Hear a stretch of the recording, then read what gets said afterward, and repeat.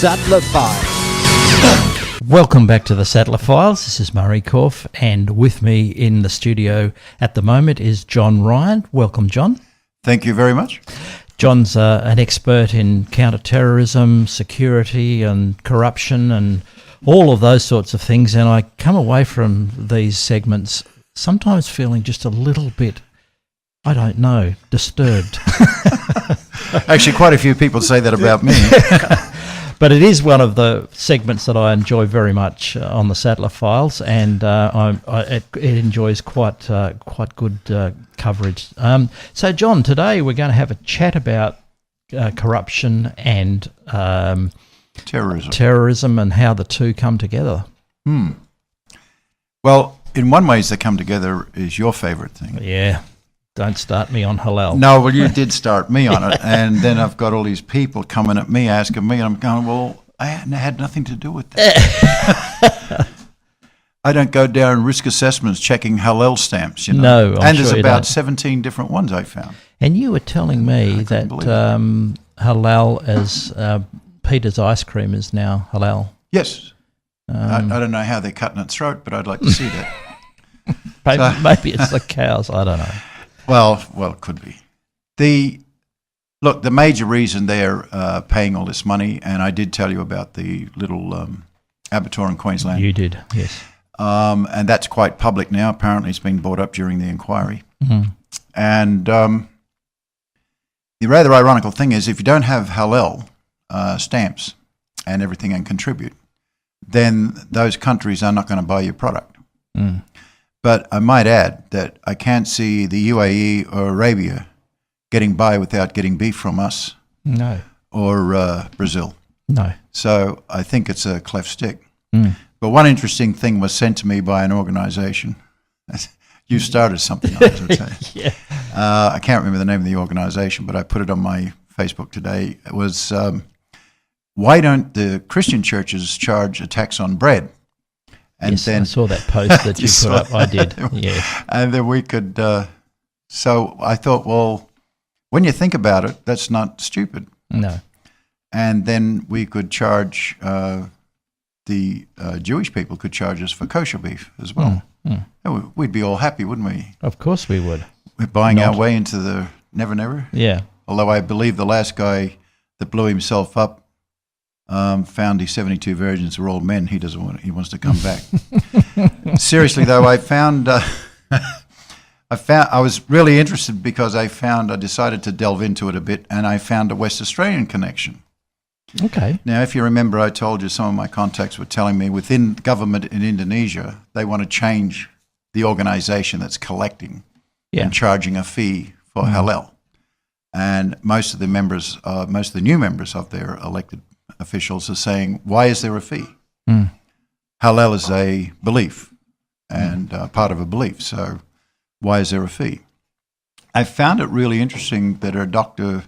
Ratab Junaid, I don't know if I'm pronouncing that correctly, who, along with his two brothers, was rated by and is a person of interest or persons of interest by the WA police in our state.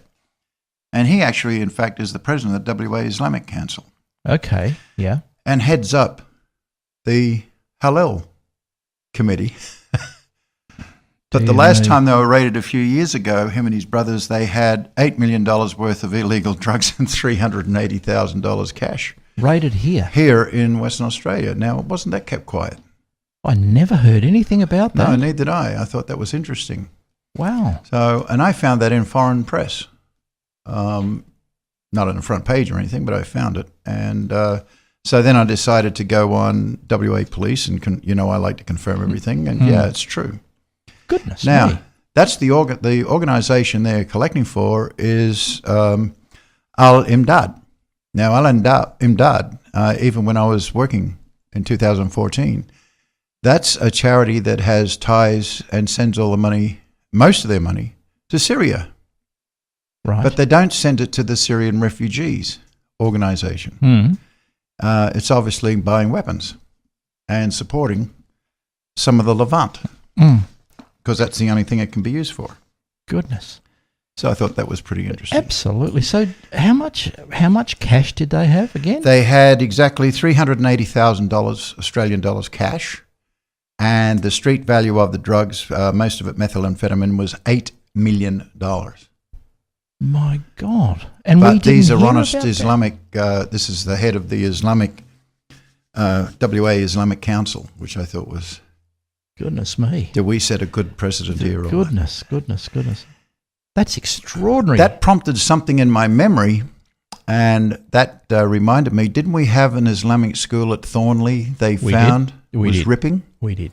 And that did make the press. That made the press because the government lost funds. They did, yep. So I think, quite amazing to me. So that ties in, this Corrupt is one of 25 charities that we found. I mentioned that too before. And I'm just overcome, actually. I thought I knew quite a lot of stuff, but you and your halal hatred have started me looking at things in a different light. Yeah. But I also was prompted me because I got sent another translation of the Al-Qaeda questioning methods, which we call torture. Yeah. But I thought that was interesting that there's direct links, and yet our government still hasn't done anything. But the halal inquiry there, because there was a Senate committee, wasn't there, inquiring into whether or not proceeds of halal certification were being funneled via various organisations and charities to fund terrorism, and they found at the time that wasn't the case. But then our I can't remember the name of the organisation. Our protector. Not Austrade. Austrac, that's right. Austrac has now come out officially and stated they never conducted any inquiries. That's their exact word. They never made any inquiries. So where does the Senate get off telling us that it's not happening? This reminds me of Joe Bjelke-Peterson talking to the media. I'll go and feed the chooks. Yeah. It makes as much sense. Yeah. The other thing I might add also is, remember, I was talking to Howard and we were going to get in touch with the senator involved in that. So I sent an email and said, could I interview you for this program? And his assistant sent me an email saying, oh, well, that's not possible on Wednesday. And I said, well, is there any day over a 2-week period that I could just phone up in Canberra and we could record? Because on Wednesdays is questioning time. Yeah. And they said, oh, no, that's not possible. And I thought, now this guy's very open about halal and its tracks, but since he got his nomination for the United Nations, he seems to have lost his voice. What a surprise. Yes. What a surprise. I guess the chook got fed. Yeah. And was that Senator Bernardi, or are you not prepared to say? Yes, I will. It's Cory Bernardi. Yeah, I thought so. I've got his mails from his offsider. I keep things in black and white. That's why I print all this crap up. That's I kill that many forests because if I say something, I want to be able to back it up. Yes. Howard's terrified of me getting him sued, I think. Sattler Files are before the Supreme Court. The reality is that the word terror means frightening. And the thing is, what we have is when Bush and everybody did this big shock and awe thing in Iraq, after they were told there is no weapons of mass destruction, no one pursued Hussein's generals who went into Syria because they thought, well, Syria's at war, so why would we bother going in there? They're gone, that's it. Yeah. Not realizing that they left something to ferment. Those generals are the ones that started off Daesh. I hate being called Daesh, that's why I keep saying it. Good. I'll make sure I do from now on as well. Daesh means like something disgusting. And that's the one word in Arabic. That and shukran, I know how to say thank you. I made sure I learned a few things. So the reality is that this gave something to fester, and this then, what they've done is combine. Now, here's a disturbing fact for you that I just got back from, because we're going to Rome in a few weeks. And I'm not going to Brussels again for a while. What a good idea. Yeah, good idea. So we're diverting to Lisbon instead in Portugal. But with some people there. But Rather interesting, which really shocked me, and I had it confirmed by some of the people I know in Staatspolice, that's the German police. 29 at least, they're sure of, members of the German military are fighting with Daesh right now. With Daesh? Yeah, these are military men, experienced, and they've been converted within the military and have left their own country and are fighting in Daesh. Goodness me, that's extraordinary. That's a bit frightening. Very frightening. So they got rid of the one guy that did worry me was the guy that ran the Chechen thing, but he's dead now, and they killed him a few weeks ago. But now we're getting military trained men. Now it's hard to believe that military trained men can be converted in such a way that they would go there and join through Turkey down to Syria and join up. That's so disappointing. That and is, yeah. Equally, it's frightening. Well, yes, because then Where they does bring that stop? they bring an expertise that may be failing in some areas. So that's a bit of a worry. It certainly is. And the problem is now we're going to hear less and less because now we're in election mode in Australia. And I noticed that there is no restriction on the visitors in Victoria, New South Wales jails to these people that have been locked up on these terror things. Did you know that? No, I did not know that. No, neither did I. I would assume that they're listening to the conversations. I don't know. I'm not privy to that information. But I was just concerned because in Indonesia they realised that the problem they had in Jakarta a couple of months ago when I was up there had been organised within jail. One of the guys killed there had actually been visiting and getting lessons to the Koropakan jail to the jailed guys from the Bali bombing, and they were giving him instructions. So they've now stopped that, but I don't know that we have that in place. And if you might remember, last week we had an 18-year-old jihadist in a cell kick the crap out of a former Australian soldier. Actually, he's still in hospital with severe head injuries. And carved something in his... He carved E4E, eye for an eye, front and back of his skull with a razor blade. Now, how's he got a razor blade inside a two-man cell in a hard prison? I have no idea. And it's quite obvious, having worked in that system back in the 70s, admittedly, but someone's put them in that cell together on purpose, and that had to be an supervisor or management because they both were clashing for 3 weeks beforehand because the Australian soldier had served in East Timor and a couple of other things. And the clash was, we got an 18-year-old virile gangster jihadist in jail with a former serving soldier who was obviously giving him a hard time, and they're giving each other a hard time. So they put him in a cell together. Does that make sense? It makes no sense. I mean, either they are extraordinarily naive, and that was going to be my next question to you, about whether or not... Who's naive? Well, I mean, it just seems to me that some of the things that we discuss on this program is it either points to corruption or it points to naivety. Which one is it? Well, corruption is to gain an advantage because of your position. And I would suggest, matter of fact, I would strongly suggest, and matter of fact, I would even accuse of either a supervisor or management purposely put that jihadist in the same cell with the Australian. Maybe hoping for the opposite outcome, perhaps, but... in the end, it didn't happen. I'm afraid...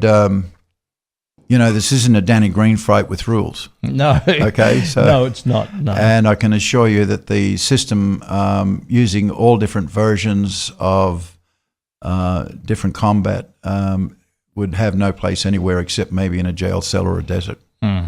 Okay.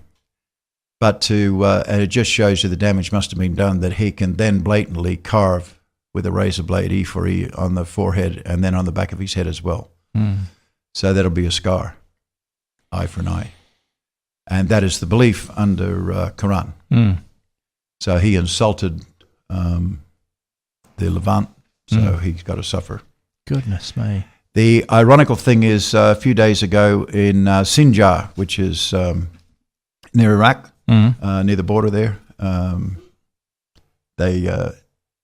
ISIS left there, Daesh left there. They started fighting and then they withdrew. Apparently they were shorter guys. So they're on a recruiting thing again. And that worries me about our social media in Australia. Because I even got sent something the other day on a Facebook, would you believe? And I'm thinking, whoa. Goodness. I think it might be just a joke by somebody, I'm not sure, but I don't think it was. I think it was just So I tried to track it back. It was anonymous. You couldn't track it back. You would have needed a system. I mean, social media is the vehicle, isn't it? That's been in so many ways being used for recruiting purposes and for spreading either information or misinformation, depending upon your position. It's just extraordinary that this is being allowed to go on. Although we're not supposed to be a police state. Well, in some ways we are, because some of the new legislation that the Australian government has put through is quite police state type of stuff. I remember when I was working with the special branch up in Malaysia, we had Australian and American government because they had they could lock you up for 36 months under the Internal Security Act without a charge. And the Australian and the Americans that I was overhearing were quite interested in that for their legislation. It's ironical now that Malaysia, with the change of government, has stopped that. It's down to 28 days. But Australia we have under the Security Act and Terror Act. And I think now I just got told there was something like, with everything going on, there's been 50 drive-by shootings in Sydney in the last 3 months. I love gun control, don't you? Not murders, just drive-by shootings. And I think because different people have said different things that they shouldn't have and things like that. So gun control's working? Yeah, sure it is. All the criminals have just given up their guns. So, they're just running in quick. That's right. Mr. Howard, take them, please. Take them off me, please. Yeah. So the whole thing, but the reality is, if you go onto the Australian statistics and look at the damage by fists and knives, it's phenomenal. And this started back in the 70s when we started bringing in refugees from Vietnam after the war. I said this before, after the war. We're bringing in refugees during the war. Yeah. So we have no idea who's coming in. And I tried the other day, I got onto somebody I know, and we tried to get a Syrian passport. I was just interested to see how hard it would be. And if I was in Europe, it would take me 45 minutes to pay the money and come back in 3 days, and I'll have one. And Good Lord. Because I even sent a photo of me wearing the headdress and a kandora just to... That looked pretty good as an Arab. Yeah. Oh, Lord, that's amazing. Actually, they said I look like somebody from a movie. Yeah. Not a very good one. No, indeed not. But it was interesting that you could still do that. And the worst part about it, because of the status in Syria and all these places, there is no way in the world that the Australian government or the Americans or the Europeans, and they found out the hard way, can confirm the authenticity of your papers if you've got them. Really? Why is that? Because the Syrian government aren't going to tell you it's a phony, are they? No. Because the Syrian government aren't talking to anybody. No. All they want to talk to is Russia to get more weapons and stuff. And so I brought it with me. I think it was quite interesting. Weapons. And most of the weapons that are landing there, but I mean that's are coming from all our allies. All our allies. I thought, oh yeah, I love it. So, in other words, there's obviously some corruption happening in supply of weapons. Well, just a little. So, the people who manufacture weapons, is there no way that they can be controlled? I mean, it's... There are now, so there are controls on weapon manufacturers. Okay, yeah. But that doesn't mean there's control once it leaves their factory. Right. You understand? Yeah. So the global arms exports, I did up the figures, and I got them from UN actually. It was really interesting that France, Germany, the UK, Spain and Italy accounted for 21% of all the transfers of weapons in different countries around the Euro area for 4 years, 21% of them. Now, that doesn't sound much, 21%. So what I should say is we're talking billions of weapons. Now, the weapon of choice ever since Iraq and everything started and Afghanistan is the AK-47. You can buy an AK-47 copy in Africa for $5. Really? Because they make copies of them. Yeah. $5. So now remember, $5 is like a month's wages to some people there. Yeah, sure. But $5 to people like me arriving with a team, like happened from Chechnya, 200 guys. So it's going to cost them $1,000 for 200 rifles. Do you know what I mean? So it's very limited. It's really nothing, is it? But the interesting thing I found, the actual genuine ones, that the USA sent 9.7% of all the weapons manufactured in the USA for a 4-year period up to 2015 went to Saudi Arabia. Really? Saudi Arabia? Saudi Arabia, why? That just doesn't make sense to me. Yeah. And the ironical thing was 9.1%, a little fraction under that, was sold to the UAE. The United Arab Emirates, where I was working, yeah. Yeah. Why? The UAE bought 9.1% for 4 years of every weapon manufactured in the USA. USA's got a lot to answer for, haven't they? Well, I found that just under 7% went to Turkey from the USA. That's pretty interesting, I thought. Indeed it is. So, I mean, is that just a policy, or is there something underhanded happening there? Is that okay? So what a lot of things are happening now, and this is to keep things up as well, is we've got weapons exchange for oil.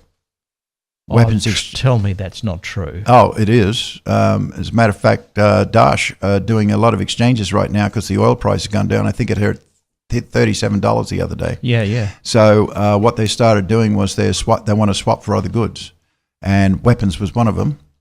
How do you think they got so many Toyota 4-wheel drives, left-hand drive?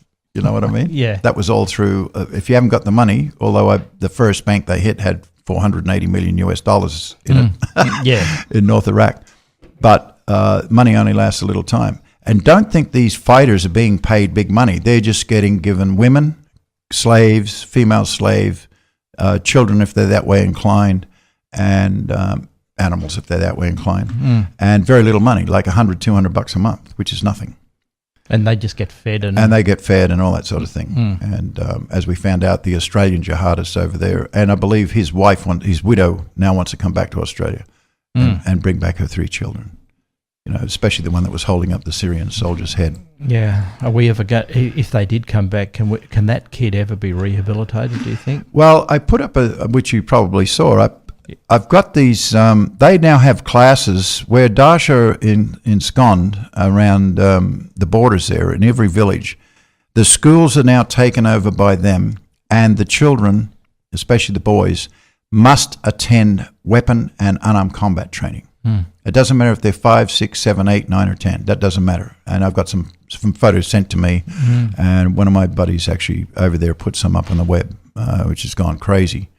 All over the place, and you got and some of the weapons aren't bad. I mean, I even recognize some USP pistols and everything, and they're not cheap. No, they're not cheap at all. So, and that's special forces stuff. Yeah.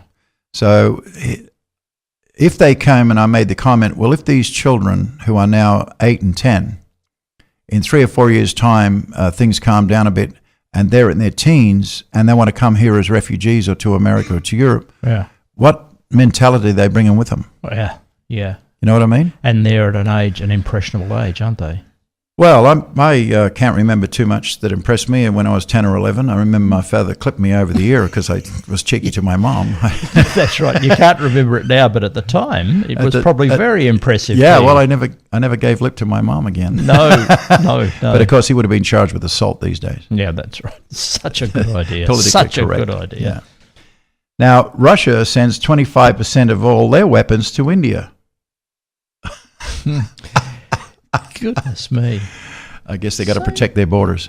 I guess so. I guess, yeah. What I was looking for, because I was interested, because right now I'm dealing in Pakistan, and I refuse to I refused. They want me up in a little place called Islamabad at the moment to do some stuff there. Not keen? No, definitely. It's a no, actually. I said it 3 times on an email. Yeah. I appreciate the offer. I said I could meet you in India, and they said Pakistan military don't like going to India. No, I'll just bet they I was don't. just joking, but I think they took me a bit serious. So, but I found it that China exports. They own 5.9%. China owns of global arms exports, right, for the last 6 years, and they send 35% of it to Pakistan of what they make. Goodness me! Which explains something, because I thought when I saw some photographs in Pakistan, I thought I saw photos of Tokarev, which is a Russian-made pistol, but they're not. It's the Chinese copy. They do it's called a Star. And it's a nice little 9mm handgun. Talking about that, Chinese manufacturers have now come up with a new cell phone that is actually a 2-shot Derringer with even a laser on it.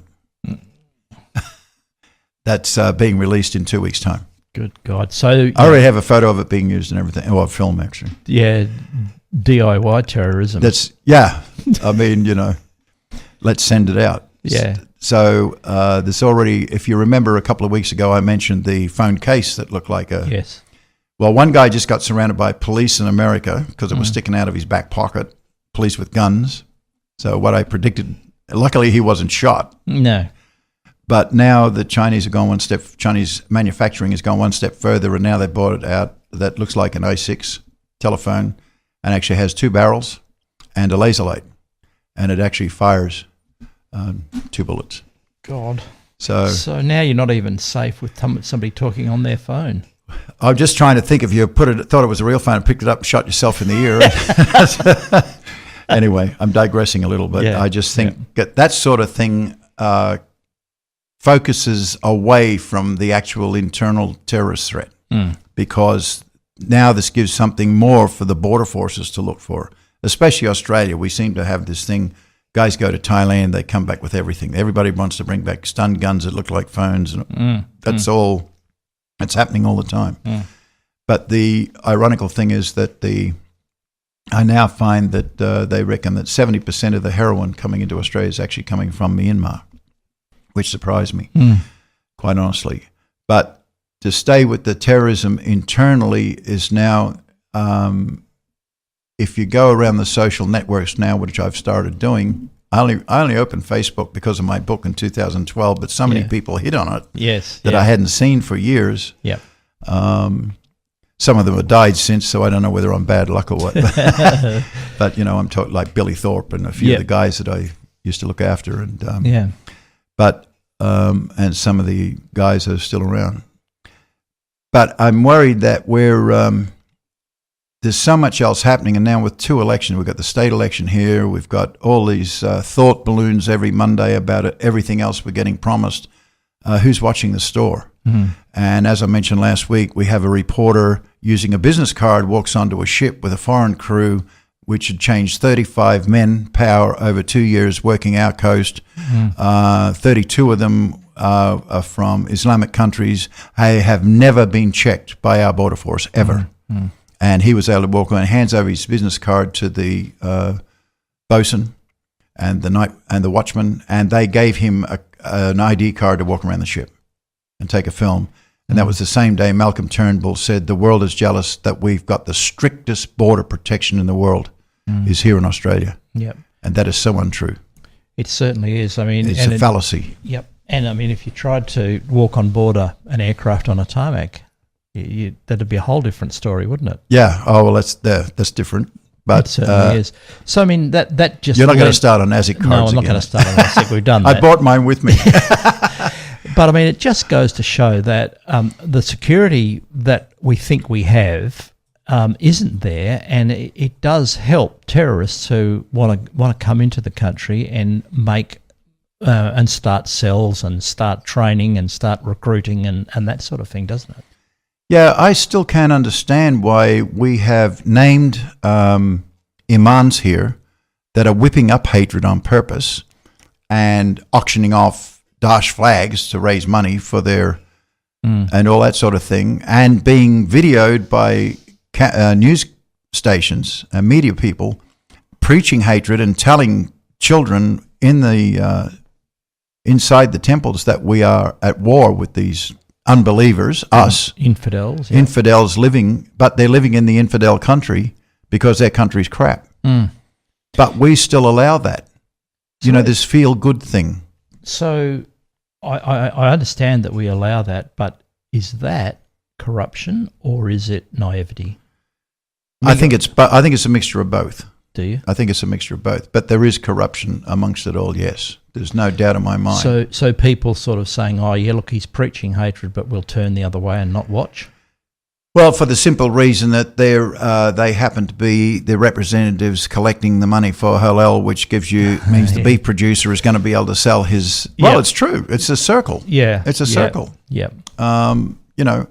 He's just got knocked off, and he had $8 million worth of drugs, but he's imam, and he heads up the council, and he also distributes the funds that our beef producers are paying, and Peter's Ice Cream and Cadbury's and all that sort of thing.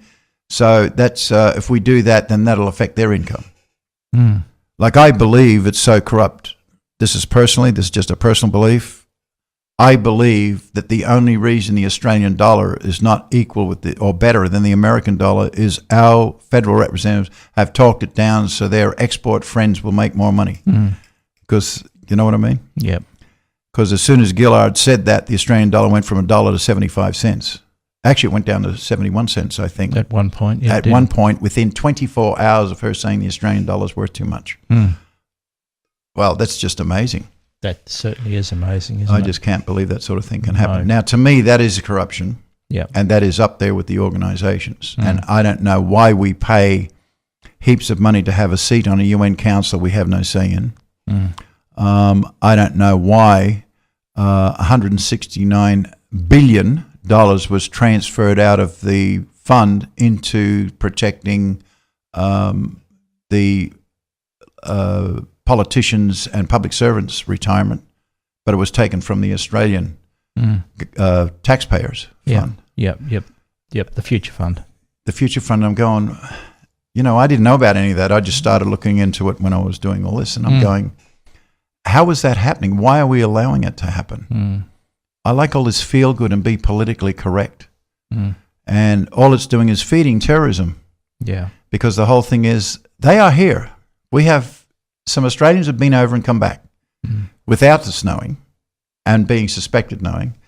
And John Howard's running around about, we've got to make the gun laws stricter because a 15-year-old kid got a hold of one. Well, he got a hold of it illegally outside a mosque, dressed in his kandora, and went down and shot a police accountant in the back of the head, defenseless. That has nothing to do with gun laws. That has a lot to do with our weak outlook on terrorism. Yeah, and corruption as well. And corruption, and allowing these people who are organising all of this to keep going, and that's corrupt. Yeah, and there's no way about that, and there's no way around that. No. So if we can't look after our own border, who are we to tell anybody else how to look after theirs? And well, one thing I will say though is that pro rata per head of population, we have accepted more refugees than any other nation in the world on a per population basis. Well, I think that's probably as much as we need to do. And I think we don't need any more. No, personally. Yeah, let's. I mean, my wife was the daughter of a refugee after the Second World War from Holland. Came here. A lot of English came here. I guess my relatives from Ireland would have came here. Actually, the Irish came over to America and Australia partially as slaves to work. They did. Like the Chinese. And children, yeah. But I don't hear of any Irish, I don't hear the IRA trying to set up here, and I haven't heard any of the Tongs trying to take over Australia or anything. You know what I mean? Yeah. It doesn't make sense. Quite so. But we're allowing Islamic mosques and everything. Sorry. Yep. I'll get off my boat. No. You're absolutely right. John, look, it's fascinating talking to you. I love it. Thank you so much for joining us today and discussing these sorts of things, and I look forward to it happening again next week. Well, in a few weeks' time, I'll be in Europe, and I'll bring back a lot more with me then. I'm sure you will. Except Brussels. No Brussels. Don't go there. Thank you so much, John Ryan, and we'll be back with the Sattler Files very, very shortly. This is the Sattler Files.